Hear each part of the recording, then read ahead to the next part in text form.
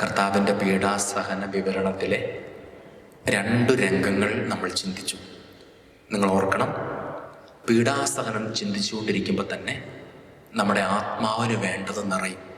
Faustina ഡീശോ പറയാണ്, സൂര്യപ്രകാശത്തിൽ നിൽക്കുന്ന വ്യക്തി അവൻ്റെ കുറവുകൾ, ശരീരത്തിൻ്റെ കുറവുകൾ മായ്ക്കപ്പെടുന്നത് പോലെ എൻ്റെ പീഡാസഹനത്തിൽ മുഴുകിയിരിക്കുന്ന വ്യക്തി ആത്മാവിൻ്റെ കുറവുകൾ നികത്തപ്പെടുകയാണ്. അപ്പം ഇവിടെ ഇന്ന് സംഭവിക്കുന്നത്, നിങ്ങളുടെ ആത്മാവിൻ്റെ മീതെ, ആത്മാവിൻ്റെ കുറവുകളുടെ മീതെ ഒരു പരിഹാരം വരികയാണ്. 2 കാര്യങ്ങൾ നമ്മൾ ധ്യാനിച്ചു പീഡാസഹനത്തിൽ. 1, പീലാത്തോസിൻ്റെ അപകടം. 2, നല്ല കള്ളൻ്റെ ചോദ്യം. 3-ാമത്തേത്, ഇപ്പം ഞാൻ പറഞ്ഞത് ആ നല്ല കള്ളൻ്റെ ചോദ്യമാണ്, നിനക്ക് ദൈവഭയമില്ലേ? ഈ ദൈവഭയം എവിടെയെങ്കിലുമൊക്കെ നഷ്ടപ്പെട്ടാൽ അടുത്ത അപകടമാണ് നമ്മൾ കാണുന്നത്. അത് ലൂക്കാസ് സുവിശേഷം 3-ാമത്തേത്. ആദ്യം പറഞ്ഞത് മത്തായി 27:19 അടുത്തത് ലൂക്ക 23:40. ഇപ്പോൾ ലൂക്കാസ് സുവിശേഷം 22:59. 59 എന്ന് പറയുന്നത്, ആ ഭാഗം എന്ന് പറയുന്നത് പത്രോസ് ഈശോനെ തള്ളിപ്പറയുന്ന രംഗമാണ്. നിങ്ങളൊക്കെ ഒത്തിരി വായിച്ചിട്ടുള്ളതാണ്. ശ്രദ്ധിക്കണേ, ഇവിടെ ഈ 59-ാമത്തെ വാക്യം എന്നറിയോ? ഏകദേശം 1 മണിക്കൂർ കഴിഞ്ഞപ്പോൾ മറ്റൊരു പരിചാരക വന്ന് പത്രോസിനോട് പറഞ്ഞു, നീയും അവൻ്റെ കൂടെ ഉണ്ടായിരുന്നവനല്ലേ? ഇവനും ഗലീലക്കാരനാണെന്ന് തോന്നുന്നു. പത്രോസ് ആകട്ടെ അതും നിഷേധിച്ച്, ഞാൻ അവനെ അറിയില്ല എന്ന് പറഞ്ഞു. ഇതാണ് രംഗം. നിങ്ങൾ ശ്രദ്ധിക്കണേ, ഈ 12 ശിഷ്യന്മാരുണ്ടായിട്ട് അതിൻ്റെ ഏറ്റവും നേതൃത്വം അലങ്കരിച്ചവൻ തന്നെയാണ് ഈശോനെ തള്ളിപ്പറയുക എന്നൊരു മാരക പാപം ചെയ്തത്. പച്ചയ്ക്ക് തള്ളിപ്പറഞ്ഞു. എന്തായിരുന്നു അവനെ തള്ളിപ്പറഞ്ഞതിൻ്റെ കാരണം എന്നുള്ളതാണ്. എന്ന് പറഞ്ഞാൽ, ഈശോനെ തള്ളിപ്പറയുക എന്നൊരു സംഭവം പെട്ടെന്ന് അങ്ങോട്ട് പൊട്ടി വീണതല്ല. കാരണം 1-ാമത്തെ അവൻ്റെ പ്രശ്നം, ഇവനതിന് കുറച്ചു മുമ്പ് പറഞ്ഞിരുന്നു, ആരെല്ലാം നിന്നെ ഉപേക്ഷിച്ചാലും ഞാൻ നിന്നെ ഉപേക്ഷിക്കില്ല എന്ന് പറഞ്ഞ ഒരു തൻ്റെടമായിരുന്നു അവന്. ഇവനാണ് ലീഡർ, ഇവനെല്ലാം പറ്റും, ഞാനുണ്ടാവും നിന്നെ രക്ഷിക്കാൻ. ഒരു ഉന്മാദിയെ പോലെ പത്രോസ് പറഞ്ഞതാണ്. എന്ന് പറഞ്ഞാൽ എവിടെയോ ഒരു ധാർഷ്ട്യം, എന്തോ ആണെന്നുള്ളൊരു ചിന്ത, എവിടെയൊക്കെയോ എത്തി എന്നൊരു ചിന്ത ഇവൻ്റെ ഉള്ളിൽ അങ്ങ് കയറി. Stage number 2. അപ്പൊ ഈശോ പറഞ്ഞു, പത്രോസെ നീ തള്ളിപ്പറയും കേട്ടോ. അപ്പൊ ഈശോ പറഞ്ഞ മുന്നറിയിപ്പിനെ അവൻ അവഗണിച്ചു. ഇതാ വലിയ അപകടം. ദൈവം തരുന്ന മുന്നറിയിപ്പിനെ ഗൗനിക്കാൻ പറ്റാത്തൊരവസ്ഥ ഈ ദൈവഭയം നഷ്ടപ്പെട്ട് അഹന്ത കയറുമ്പോൾ സംഭവിക്കും. നിങ്ങൾ നിങ്ങളുടെ ഓർമ്മയിലേക്ക് ഒന്ന് മടക്കയാത്ര നടത്തിയാൽ നിങ്ങൾക്ക് മനസ്സിലാകുന്നൊരു സത്യമുണ്ട്. ചില പാപങ്ങളിൽ നിന്ന് എഴുന്നേൽക്കാൻ സമയമായി എന്ന് എത്ര മുന്നറിയിപ്പ് കിട്ടിയതാണ്. ഇവിടെ പത്രോസ് ഉണ്ടോ? പത്രോസ് വന്നിട്ട് ഈശോയുടെ ശത്രുക്കളുടെ കൂടെ തീ കായാനിരിക്കുന്നു. നമ്മളിപ്പോ കേട്ടതാണ്, ഏകദേശം 1 മണിക്കൂർ, എന്ന് വെച്ചാൽ 1 മണിക്കൂറായിട്ട് അവനവിടെ നേറ്റില്ല. അവൻ ആ തീയുടെ ചൂടിൽ അവിടെ അങ്ങോട്ട് അടയിരുന്നു. അതാണ് ഈ 3 തവണയും തള്ളി പറയണത്. നിങ്ങൾ ആലോചിക്കുക, ബാക്കി ഒരു ശിഷ്യന്മാരും അത് ചെയ്തിട്ടില്ല. എന്താ പ്രശ്നം വന്നേ? 1, ഇവൻ പറയുകയാണ് ഞാൻ തള്ളി പറയില്ല. 2, ഈശോ മുന്നറിയിപ്പ് കൊടുക്കുന്നു, അവനത് ഗൗനിക്കുന്നില്ല. 3, ഈശോ പ്രാർത്ഥിക്കുന്ന സമയത്ത് പത്രോസ് കൂർക്കം വലിച്ച് ഉറങ്ങുവാണ്. എന്നാൽ പിന്നെ പരീക്ഷയിൽ അകപ്പെടാതിരിക്കാൻ അവൻ ഉണർന്നിരിക്കാൻ പറ്റിയില്ല.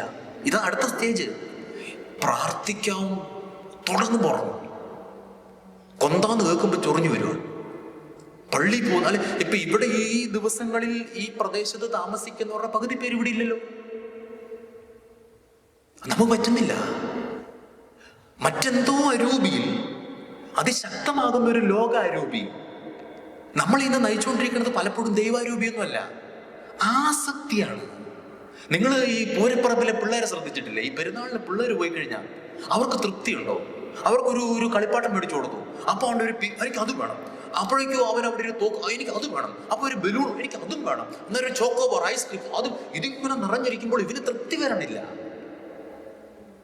എന്ന് പറഞ്ഞ പോലെ ഒരു വെപ്രാളമാണ്. ഒരുത്തരൊരു വണ്ടി മേടിച്ചു, എനിക്ക് അങ്ങനെ ഒരെണ്ണം മേടിക്കണം. അവനൊരു നല്ല ഫോൺ മേടിച്ചു, എനിക്ക് ആ ഫോൺ മേടിക്കണം. അവനൊരു ലാപ്ടോപ്പ്, എനിക്ക് ആ.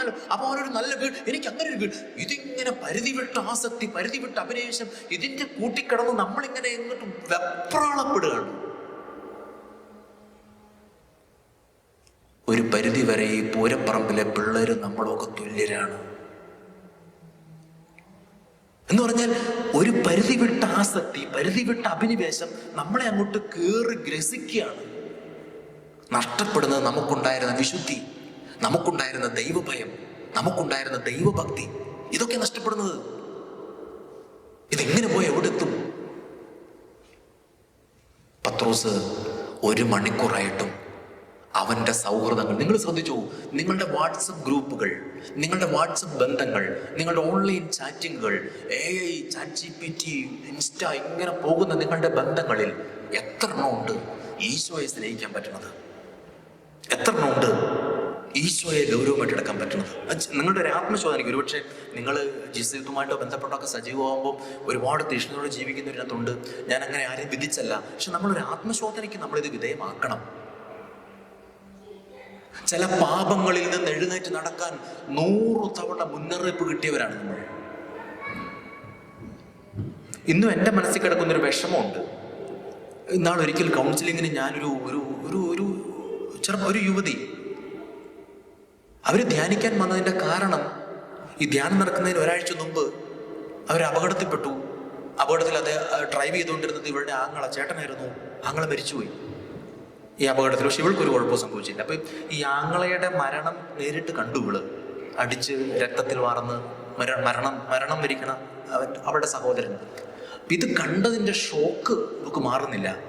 അടക്ക് കഴിഞ്ഞ് 3 ദിവസമായിട്ട് ഇവൾക്ക് ഉറങ്ങാൻ പറ്റുന്നില്ല. അവരിങ്ങനെ അന്വേഷിച്ചപ്പോൾ ആ ആഴ്ചയിൽ ധ്യാനം ഉണ്ടായിരുന്നത് ഞങ്ങളുടെ ധ്യാന കേന്ദ്രത്തിൽ. അവർ വിളിച്ച് ബുക്ക് ചെയ്ത് വന്നതാണ്.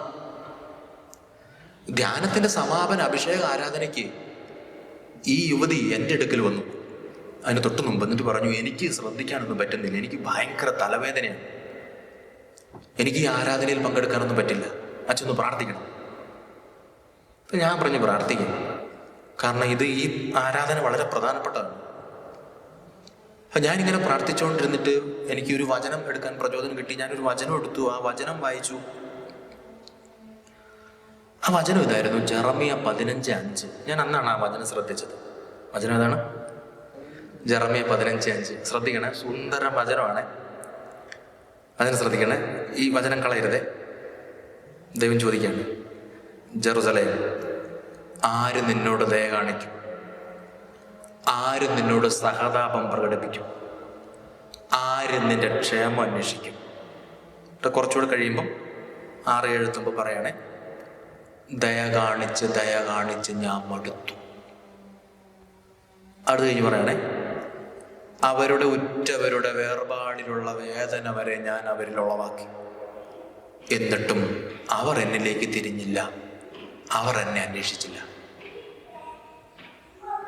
ഇങ്ങനൊരു വചനം കേട്ടപ്പോൾ, ഈ വചനം വായിച്ചപ്പോൾ ഞാൻ അവരോട് ചോദിച്ചു, നിങ്ങൾ നന്നായിട്ട് കുമ്പസാരിച്ചോ? കുമ്പസാരിച്ചു. മനസ്സ് തുറന്ന് കുമ്പസാരിച്ചോ? നന്നായിട്ട് കുമ്പസാരിച്ചു. അപ്പോൾ ഞാൻ പറഞ്ഞു, കണ്ണൂർ ഭാഗത്ത് നിങ്ങൾക്ക് ആർക്കെങ്കിലും പരിചയക്കാരുണ്ടോ? ഞാൻ വീണ്ടും ഇരുന്ന് പ്രാർത്ഥിക്കുക, കാരണം ഇവരുടെ ഈ വിഷമം കണ്ടിട്ടാണ്. അങ്ങനെ പറഞ്ഞു വന്നപ്പോൾ ഇവരോട് പറഞ്ഞു, ഞാൻ പറയാം, ഞാൻ കുമ്പസാരിച്ചതിന് ഒരു കുഴപ്പമുണ്ട്. എനിക്കൊരു ബന്ധമുണ്ട്. ഇവർ വരണത് കൊല്ലം ഭാഗത്തുനിന്നാണ്. പക്ഷെ ഇവിടെ എനിക്കൊരു സുഹൃത്തുണ്ട്. ഏതായാലും ഇവിടെ വരുമല്ലേ, ധ്യാനത്തിൻ്റെ തലേദിവസം ഞാൻ അവൻ്റെ വീട്ടിൽ പോയിരുന്നു. ഞങ്ങൾക്കിടയിൽ നല്ല തിന്മ സംഭവിച്ചിട്ടുണ്ട്. ഏതായാലും ഞാൻ അവനെ വിവാഹം കഴിക്കുമെന്നാണ് വിചാരിക്കണത്. പിന്നെ ഇപ്പോൾ അത് എന്തിനാണ് കുമ്പസാരിക്കണത്? ഞാൻ ഇച്ചിരി കടത്തി അങ്ങോട്ട് ചോദിച്ചു, ഇതിന് കൊള്ളുന്നില്ലല്ലോ, ആങ്ങളെ മരിച്ചതാണോ, ആങ്ങളെനെ കൊന്നതാണോ? അങ്ങനെ പറയില്ല, ചെന്നൈ പറഞ്ഞു. ചേച്ചി വചനം വായിക്കാൻ പറഞ്ഞു. അവരുടെ ഉറ്റവരുടെ വേർപാടിലുള്ള വേദന ഞാൻ അവരിൽ ഉളവാക്കി, എന്നിട്ടും അവർ എന്നിലേക്ക് തിരിഞ്ഞില്ല. എന്ന് പറഞ്ഞാൽ, ഈ തിന്മ നിറഞ്ഞ ജീവിതത്തിൽ നിന്ന് നീ മാറാൻ സമയമായി എന്ന് പച്ചയ്ക്ക് നിന്നോട് ദൈവം സംസാരിച്ചിട്ടും എൻ്റെ പൊന്നെ, നിനക്കിതൊന്നും മനസ്സിലാവണില്ലേ? ചില പാപങ്ങളിൽ നിന്ന് എഴുന്നേക്കാൻ സമയമായി എന്ന് 100 തവണ 100 അനുഭവങ്ങളിലൂടെ ദൈവാത്മാവ് നമ്മുടെ മനസ്സിൽ മന്ത്രിക്കുന്നുണ്ട്. ചില ബന്ധങ്ങൾ, ചില തഴക്കങ്ങൾ, ചില ദുശീലങ്ങൾ, ചില അടിമത്തങ്ങൾ, ചില തിന്മയുടെ ആധിപത്യങ്ങൾ നമ്മൾ കേൾക്കുന്നില്ലല്ലോ. എന്തേ പത്രോസ് പിഴച്ചത്? കർത്താവ് മുന്നറിയിപ്പ് കൊടുക്കുന്നുണ്ട്. അവൻ വീണ്ടും പോയിരിക്കുകയാണ്. മണിക്കൂറുകളായിട്ട് അവൻ എഴുന്നേൽക്കുന്നില്ല. ഒടുവിൽ ദൈവനിഷേധത്തിന്റെ രംഗങ്ങളിലേക്ക് അവൻ നടന്ന് കയറുവാണ്. വേറെ ഒരു ശിഷ്യന്മാരും പോയില്ലല്ലോ അത്രയും. അതായത് ഞാൻ പറഞ്ഞത്, ഈ അഹന്ത കയറി വന്നാൽ, ഒരു ധിക്കാരം നമ്മളെ ഭരിക്കാൻ തുടങ്ങിയാൽ, ദൈവം തരുന്ന മുന്നറിയിപ്പുകൾ നമുക്ക് മനസ്സിലാവില്ല. നമുക്കത് മനസ്സിലാക്കി അതിനെ പരിഹരിക്കാൻ പറ്റില്ല. അതുകൊണ്ട് എപ്പോഴും നമ്മൾ പ്രാർത്ഥിക്കേണ്ടത്, ഈ ദൈവത്തിൻ്റെ കണ്ണും വെട്ടത്തൊന്നും പോവരുത്.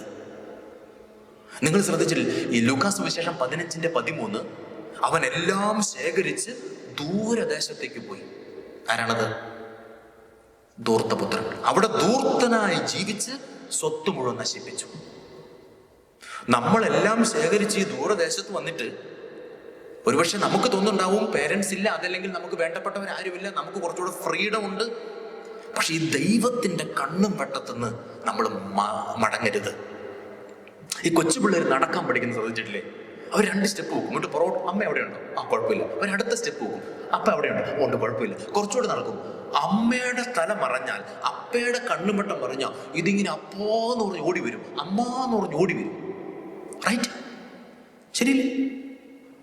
ദൈവത്തിന്റെ മുമ്പിൽ ഇങ്ങനൊരു സ്വാതന്ത്ര്യം നഷ്ടപ്പെടുത്തരുത്. ഞാൻ എത്ര പാപിയാണെങ്കിലും, ഹോസിയ 11:9, ഞാൻ നിന്നെ ഒരിക്കലും നശിപ്പിക്കില്ല, കാരണം ഞാൻ മനുഷ്യനല്ല. നിന്റെ കൂടെ വസിക്കുന്ന പരിശുദ്ധനായ ദൈവമാണ്. അവൻ ക്ഷമിക്കും, അവൻ തേടി വരും, അവൻ പരിഹരിക്കും. പക്ഷെ ആ ഒരു ബന്ധം, ആ ഒരു ഈർപ്പം, ആ ഒരു മനസ്സിന്റെ നിഷ്കളങ്കത, നൈർമല്യം, അത് നഷ്ടപ്പെടരുത്. പത്രോസിന് അവിടെയാണ് വീണുപോയത്. ആ ഒരു ബന്ധത്തിൽ ഇച്ചിരി ആലോചിച്ച് വന്നു. അവന്റെ ഗുരു പ്രാർത്ഥിക്കുമ്പോൾ കൂർക്കം വലിച്ച് ഉറങ്ങുന്നു. ഗുരു പറയണത് അവന് മനസ്സിലാകുന്നില്ല, മുന്നറിയിപ്പ് സ്വീകരിക്കാൻ പറ്റുന്നില്ല. എനിക്ക് പറ്റുമെന്നുള്ളൊരു ധാർഷ്ട്യം അവനെ കൈയടക്കി. ഇതാണ് നമുക്ക് സംഭവിക്കുന്നത്. ഞാൻ പറയുന്നത് തിരിയുന്നുണ്ടോ? നിങ്ങൾക്ക് മനസ്സിലാവുന്നുണ്ടോ? ഇതെല്ലാം ഈശോയുടെ പീഡാസഹനം നമ്മൾ വിശദീകരിക്കുകയാണ്. പീഡാസഹനത്തിൽ സംഭവിച്ച കാര്യങ്ങൾ ഇന്ന് നമ്മോട് സംസാരിക്കുന്നതാണ് ഞാനീ പറഞ്ഞുകൊണ്ടിരിക്കുന്നത്. ഒരുമിച്ച് പറഞ്ഞേ ഹല്ലേലൂയ. ജീവനോടെ ഹല്ലേലൂയ, ഹല്ലേലൂയ. അങ്ങ് പറയുന്നൊക്കെ വരട്ടെ, ഹല്ലേലൂയ, ഹല്ലേലൂയ. അപ്പോൾ ഇങ്ങനെ നമുക്കിങ്ങനെ ഒരു അഹങ്കാരം കയറുമ്പോണ്ടല്ലോ, പലപ്പോഴും ഉണ്ടല്ലോ. ഞാനിങ്ങനെ ഒത്തിരി മനുഷ്യരോട് സംസാരിക്കാൻ അവസരം കിട്ടിയ ഒരു അച്ഛനാണ്. എന്ന് പറഞ്ഞാൽ വർഷങ്ങളുമായിട്ട് 10 കൊല്ലമായിട്ട് ഞാൻ ധ്യാന ശുശ്രൂഷ, ഇപ്പോൾ ഇവിടെ പഠിക്കാൻ വന്ന 1 വർഷം ഇത് കട്ടായുള്ളൂ. അതുവരെ ഫുള്ള് പട്ടം കിട്ടിയതിൻ്റെ പിറ്റത്തെ ആഴ്ച ധ്യാനം തുറന്നു വരും. അപ്പം ഇങ്ങനെ മനുഷ്യർ കാണാൻ വരുകയും, ഈ കൗൺസിലിംഗ് ആണല്ലോ ധ്യാനേന്ദ്രത്തിൽ വലിയ ശുശ്രൂഷ. അപ്പം ഇങ്ങനെ മണിക്കൂറുകൾ ഇങ്ങനെ കേൾക്കുകയാണ്. പലപ്പോഴും ഞാൻ പല മനുഷ്യരെയും കാണുമ്പോൾ എനിക്ക് തോന്നിയിട്ടുള്ളൊരു അനുഭവം, ഈ കണ്ണീരിൻ്റെ കടം കിടപ്പുണ്ട്. കണ്ണീരിൻ്റെ കടം എന്ന് പറഞ്ഞാൽ കണ്ണീര് 2 തരമുണ്ട്. ആനന്ദ കണ്ണീരും ഉണ്ട്, ശാപക്കണ്ണീരും ഉണ്ട്. ഇപ്പൊ നമുക്കൊരു അവാർഡ് കിട്ടി, അതല്ലെങ്കിൽ നമുക്കൊരു ജോലി കിട്ടി, എൻ്റെ പൊന്നെ സന്തോഷം കൊണ്ട് കണ്ണു നിറയും, അത് ബ്ലെസ്സിങ് ആണ്. പക്ഷെ പലപ്പോഴും നമ്മുടെ മീതെ കുമിഞ്ഞു കൂടുന്നത് ആനന്ദ കണ്ണീരല്ല. പ്രഭാഷകൻ 4:6, ഒരു മനുഷ്യന്റെയും കണ്ണീര് വീഴ്ത്തരുത്, മനം നൊന്ത് കരഞ്ഞാൽ സ്രഷ്ടാവ് കൈക്കൊള്ളും. കുത്തുവാട്ടാ അത് പറഞ്ഞ്, ഒരു മനുഷ്യന്റെയും കണ്ണീര് വീഴ്ത്തരുത്, മനം നൊന്ത് കരഞ്ഞാൽ സ്രഷ്ടാവ് കൈക്കൊള്ളും. അല്ല, ഇപ്പൊ നിങ്ങൾ കൊച്ചിന്റെ ബർത്ത്ഡേക്ക് എല്ലാവരെയും അങ്ങ് വിളിച്ചു, വലിയ പാർട്ടി. അപ്പൊ അതിനകത്ത് മദ്യപിക്കാത്ത ഒരുത്തനുണ്ടായിരുന്നു. എടാ ഇന്ന് എൻ്റെ സന്തോഷം ഞാൻ കുടിക്കടാ, അവനെ കുടിപ്പിച്ചു. ഇവൻ വീട്ടിൽ ചെന്നിട്ട് ഈ മദ്യപിച്ച് ഒരു ഉന്മാദാവസ്ഥ ചെല്ലുമ്പോൾ ഇവന്റെ വൈഫ് വീട്ടിലിരുന്നിട്ട് ദൈവമേ എന്ന് പറഞ്ഞ് കരഞ്ഞാൽ, ആ കണ്ണീര് വീഴുന്നത് ആ കരഞ്ഞയാളുടെ മടിത്തട്ടിലല്ല, അതിൻ്റെ കാരണം നെയ്തവന്റെ നിറകം തലയല്ല. അത് നമ്മളൊരു ബ്ലൂ ഫിലിം ഷെയർ ചെയ്ത് കൊടുത്തു. അങ്ങനെ അവൻ അതും കണ്ട് അവൻ അങ്ങനെ ആ ഒരു ജഡിക ഭാവത്തിന് അങ്ങ് അഡിക്റ്റ് ആയിപ്പോയി. ഇവൻ ഇടയ്ക്കിരുന്ന് ഇങ്ങനെ നിരാശപ്പെട്ട് കരയുമ്പോൾ ആ കണ്ണീര് വീഴുന്ന അവന്റെ മടിത്തട്ടിലല്ല, ഞാൻ സാധാരണ ധ്യാനത്തിൽ ഒരു ടോക്ക് 1 മണിക്കൂർ കണ്ണീരിനെ കുറിച്ച് എടുക്കാറുണ്ട്. ഒരു ടോക്ക് കഴിഞ്ഞപ്പോൾ ഒരു ചേട്ടൻ എന്നോട് പറഞ്ഞു, അച്ഛോ ഇവിടെ അടുത്ത് നല്ല മോട്ടർ കിട്ടുന്ന കടയാണ്, ഇലക്ട്രിക് മോട്ടർ, ഒരു ടാങ്ക് വറ്റിക്കാനുള്ളത്. എന്ത് ചേട്ടൻ ഉദ്ദേശിക്കുന്നത്? ഈ ടോക്ക് കിട്ടുമ്പോൾ എനിക്ക് മനസ്സിലായി, ഞാൻ കുടിപ്പിച്ച കണ്ണീരെല്ലാം കൂടെ വറ്റിക്കണമെങ്കിൽ ചെറിയ മോട്ടറൊന്നും പോരാ. ഒരു ചേട്ടനോട് പറഞ്ഞാണ്, ഒരു മനുഷ്യൻ്റെ കണ്ണീര് വീഴ്ത്തരുതേ. മനം നൊത്ത് കരഞ്ഞാൽ സ്രഷ്ടാവ് കൈക്കൊള്ളും. നമ്മൾ ഇടയ്ക്കിടയ്ക്ക് ചിലപ്പോഴുണ്ടല്ലോ, നമ്മൾ അറിയുന്നില്ലിത്. മനുഷ്യന് അവൻ്റെ അഭിമാനം വിഷയമായതുകൊണ്ട് അവൻ ഒരിക്കലും ഒരാളുടെ കണ്ണുപെട്ടത് കരയല്ല. അങ്ങേയറ്റത്തെ ഒരു നിലപാടാണ് ഒരാളുടെ മുമ്പിൽ കരയാൻ. ഇപ്പൊ നമ്മൾ ചിലതങ്ങ് പറഞ്ഞു, നമ്മുടെ ഈ മുൻകോപത്തിൽ അങ്ങ് പറഞ്ഞു തീർത്തങ്ങ് പോകുന്നു. പക്ഷെ ഒരു സ്വകാര്യത കിട്ടുമ്പോ, ആരും ഇല്ലാത്തൊരവസരം വരുമ്പോ, ഈ പറഞ്ഞതിൻ്റെ ഉള്ളിൽ കിടക്കുന്ന വേവ് ഇത് താങ്ങാൻ പറ്റാണ്ട് മനുഷ്യർ പൊട്ടിക്കരയും. നമ്മളങ്ങ് പോയി. പലപ്പോഴും നമ്മുടെ ഫോൺ കോളിന്റെ അറ്റത്ത് അപ്പുറത്ത് ആള് കരയുന്നുണ്ടോന്ന് നമുക്ക് മനസ്സിലാകാത്തതാണ്. എന്താ എൻ്റെ കൊച്ചി ഇങ്ങനെ പറയണേ എന്നോർത്ത് ആ മനുഷ്യന് കണ്ണീര് ബാക്കി വെച്ചിട്ടാണോ ഞാൻ കട്ട് ചെയ്യണം? നമുക്ക് അറിഞ്ഞുകൂടാ. നമ്മൾ ചിന്തിക്കണം. അത് നമുക്ക് ഈ ഒരു ധാർഷ്ട്യം കയറുമ്പോൾ സംഭവിക്കുന്ന ഒരു അപകടം. നമ്മൾ നമ്മുടെ ആ ആവേശത്തിൽ പറഞ്ഞങ്ങ് പോവാണ്. പലപ്പോഴും പലർക്കും മനസ്സിലാകുന്നില്ല അവര് വരുത്തി വെക്കുന്ന കണ്ണീരിന്റെ ആഴം. ഒരുമിച്ച് പറഞ്ഞ ഹല്ലേലൂയ, ജീവനോട് ഹല്ലേലൂയ. ഇപ്പോ ആ ഒരു വചനഭാഗം കഴിഞ്ഞു. ലൂക്ക 22:59. ഏകദേശം 1 മണിക്കൂർ കഴിഞ്ഞപ്പോൾ ഒരാൾ വന്ന് അവനോട് പറയുന്നു, നീയും അവൻ്റെ കൂടെ ഉണ്ടായിരുന്നവനല്ലേ, നീയും ഗലീലക്കാരനല്ലേ? പത്രോസ് പറഞ്ഞു, ഞാൻ അവനെ അറിയത്തില്ല. ക്ലിയറാണ്? ഒരു ഹല്ലേലൂയ, ക്ലിയറാണോ? ഒരു വചനോടെ ഞാൻ പതിനല്ലേ ബ്രേക്കിൽ പോകണം. ഇപ്പം നമ്മളൊരു മൂഡിൽ നല്ലൊരു ശ്രദ്ധയിൽ നിൽക്കുന്നതായിട്ട് എനിക്ക് തോന്നുന്നു. ആരും ഉറങ്ങുന്നൊന്നുമില്ല, ദൈവാനുഗ്രഹം. ഇനി ഉറങ്ങിയാലും കൂർക്കം വലിക്കുന്നില്ല, ആരും വലിയ ദൈവാനുഗ്രഹം. ഒരു കുഴപ്പമില്ല, നിങ്ങൾ ശ്രദ്ധിക്കുന്നുണ്ട്, നന്നായിട്ട് ശ്രദ്ധിക്കുന്നുണ്ട്. ഇപ്പോൾ ബ്രേക്കിലേക്ക് പോകണം വെച്ചാൽ ആ ഒരു ഫ്ലോയിൽ പോകുമെന്ന് എനിക്ക് തോന്നുന്നു. ഞാൻ അടുത്ത വചനത്തിലേക്ക് കയറട്ടെ? വേണ്ട, അന്നൊരു കാര്യം ചെയ്യുക. നിങ്ങൾ ഒന്നും പറയാത്തതുകൊണ്ട് ചിലപ്പോൾ നിങ്ങൾക്ക് ഒരു ബ്രേക്ക് എടുക്കാമായിരിക്കും. ഇനി 1 മണിക്കൂർ കഴിഞ്ഞു നമ്മൾ തുടങ്ങിയിട്ട്. ഒന്ന് എഴുന്നേറ്റ് നിൽക്കാം. അതുകൊണ്ട് എനിക്ക് തോന്നുന്നു ഒരു 10 മിനിറ്റ് മതിയായിരിക്കും. കാരണം നമുക്കിത് തീരെയല്ല. 6 ഇപ്പം നമ്മൾ പകുതിയില്ലായുള്ളൂ. പകുതിയും കിടക്കുകയാണ് ബാക്കി. പകുതിയല്ല പറയാനാണെങ്കിൽ 12 ഉണ്ട്. ഞാൻ 6 ഇപ്പോൾ സെലക്ട് ചെയ്തോളൂ, കാരണം 12 പറയാനുള്ള ദിവസം നമുക്കില്ല. അപ്പോൾ കർത്താവിൻ്റെ സന്നിധിയിൽ നമുക്കൊരു നിമിഷം ആ 3 പറ്റുമെങ്കിൽ ഒന്ന് കണ്ണടയ്ക്കാമോ? കൈ കൂപ്പി പിടിക്കാം. ഇങ്ങനെ ദൈവത്തിന് മുമ്പിലിരിക്കണം, കൈ കൂപ്പണം. ഞാനിപ്പോൾ ദൈവസാന്നിധ്യത്തിലാണല്ലോ, പള്ളിയിലാണ്. കണ്ണടയ്ക്കും. നിങ്ങൾ ചിന്തകളെല്ലാം മാറ്റി വെക്കുക. ഇപ്പം ധ്യാനിച്ച 3 രംഗങ്ങൾ നിങ്ങളുടെ മനസ്സിൽ വരണം. അത് നിങ്ങൾ മനസ്സിലേക്ക് സ്വീകരിക്കുക. നമ്മൾ തുടങ്ങിയത് ഇങ്ങനെയാണ്. നോമ്പുകാലമാണ്. പരിഹാര ദിനങ്ങളും പ്രായശ്ചിത്തവും ഒക്കെ കൊണ്ട് ജീവിതത്തിൻ്റെ കടങ്ങൾ പരിഹരിക്കേണ്ട സമയമാണ്. അതിന് വിശുദ്ധ ബർണാഡ് പറയും, ആത്മാവിൻ്റെ കറയകറ്റാനും മനസാക്ഷിയുടെ മുറിവുണക്കാനും പീഡാസഹന ധ്യാനത്തെക്കാൾ വലിയ ഔഷധമില്ല. ഇപ്പം നമ്മളിപ്പോൾ ചെയ്ത അതാണ്. ആത്മാവിൻ്റെ മുറിവുണക്കുന്നു, കറയകറ്റുന്നു. ഈശോയുടെ പീഡാസഹനത്തിൻ്റെ സംഭവങ്ങൾ ഒന്നൊന്നായിട്ട് നമ്മൾ ചിന്തിക്കുന്നു, ഓർക്കുന്നു. അത്ര മതി. സൂര്യപ്രകാശ് നിൽക്കുമ്പോൾ റിസൾട്ട് വരുന്നത് കണ്ടില്ലേ? ഇതാ ഇവിടെ റിസൾട്ട് ഉണ്ടാകുന്നുണ്ട്. നമ്മുടെ ഉള്ളിലേക്ക് ഒരു മനസ്താപം വരുന്നുണ്ട്. 1, അവൻ ന്യായാസനത്തിരിക്കുമ്പോൾ അവൻ്റെ ഭാര്യ ആളയച്ച് പറയുന്നു, ഇടപെടരുത്. നമ്മുടെ പാപങ്ങൾ നമ്മുടെ മാത്രം വിഷയമല്ല. നമ്മളുമായി ബന്ധപ്പെടുന്ന എല്ലാ മേഖല, ദൈവത്തോടുള്ള ബന്ധം, സഹോദരങ്ങളോടുള്ള ബന്ധം, ഈ പ്രകൃതിയോടുള്ള ബന്ധം, എല്ലാം അതിനെ സ്വാധീനിക്കുന്നുണ്ട്. അതുകൊണ്ട് പാപം ചെയ്യരുത്. 2, ലൂക്കാസ് സുവിശേഷം 23-ാം അധ്യായത്തിൻ്റെ 40-41. മറ്റവൻ അവരനെ ശകാരിച്ചുകൊണ്ട് പറഞ്ഞു, നിനക്ക് ദൈവഭയമില്ലേ? നിനക്ക് ദൈവഭയമില്ലേ? മനസ്സിലേക്ക് ചോദിക്കേണ്ട ചോദ്യം, എനിക്കിപ്പോൾ ദൈവഭയമുണ്ടോ? എൻ്റെ സ്വകാര്യതയുടെ ലോകത്ത് ഞാൻ ചിന്തിച്ചു കൂട്ടുന്ന പല വിഷയങ്ങളിലും ദൈവത്തെ പേടിയില്ലാത്ത നിലപാടുകളും ചിന്തകളുമാണ് എനിക്ക്. അപ്പം അതുകൊണ്ട് തന്നെ ദൈവഭയമില്ലാത്തവൻ്റെ കണ്ണ് കെട്ടപ്പെട്ട അവസ്ഥ, പാപബോധമില്ലാത്തൊരു പ്രകൃതം എവിടെയോ എൻ്റെ ഉള്ളിൽ പ്രവേശിക്കുന്നുണ്ടോ? അനുദപിക്കണേ. മൂന്നാമത്തെ രംഗം ലൂക്കാസ് സുവിശേഷം 22-ാം വാക്യം. അപ്പോൾ പത്രോസ് മൂന്നാം തവണയും ഈശോനെ തള്ളി പറയുകയാണ്.